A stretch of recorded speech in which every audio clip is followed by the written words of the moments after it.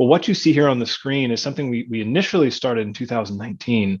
And the idea when we went out to customers said, what are the top 5 skills that you see as important from sales professionals? And you can read what they are here. It's demonstrating unique insight. It's helping me as a decision maker come to a decision. It's understanding and addressing different stakeholder needs, help me to build support across the organization, and ultimately makes it easy to make that kind of decision.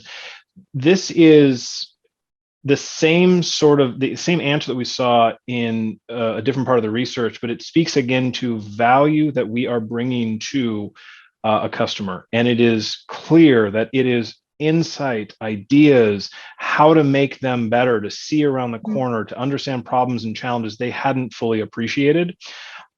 There's a problem here, though, which is not on the screen. And that is when we initially ran this in 2019, we went out to those customers and said, how often are the salespeople you're interacting with addressing this or doing these sorts of things? And they gave us their responses.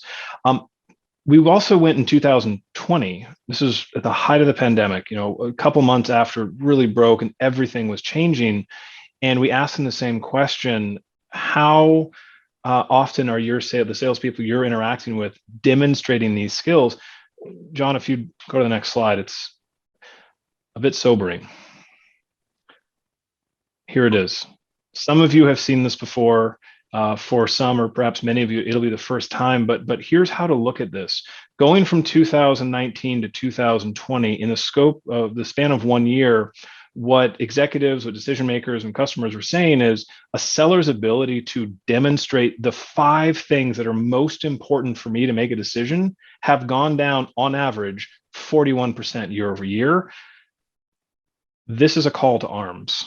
If there has ever been a call to arms, it is this. And we unpacked that more and said, why is it the case in 2020 in particular? And again, it's when we ran this that's critically important, because the world was upside down. Executives, everybody, employees, humans, we didn't understand what was going on. Everything was changing in terms of how we were working, how we were making decisions professionally, et cetera. And what we had seen historically when we went back to customers and asked them, why is this the case?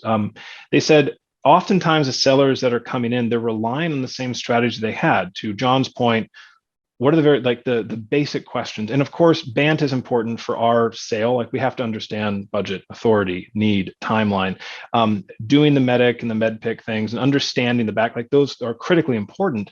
But if the only posture we have is a questions analysis, a needs-based analysis on what I need to do to make a sale, or it's going in there with, here's our feature, here's our function, here's our benefit, you should probably buy some.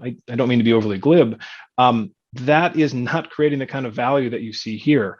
In a world where customers say, help us, we are in unprecedented times, we need your help to make these decisions and build consensus and figure out what's right for our business. It was a story that we've had for many years across Challenger, and that was, there was a sales rep who walked into a CIO's office in a large bank in New York City. And when he was telling us the story, he said, admittedly, I was having a very bad day, so excuse me, but I had a rep come in and ask me, hey, what keeps you up at night? And the CIO said, honestly, I lost it. I said, you know what keeps me up at night, son? Reps like you asking me what keeps me up at night, right? I don't need to hear that from you. I know what keeps me up at night. What I want from you is to understand what should be keeping me up at night. You see more CIOs, more CXOs in my position in a single hour across your organization than I'll ever see in my entire life.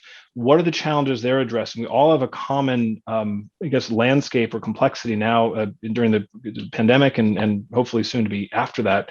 What are they doing?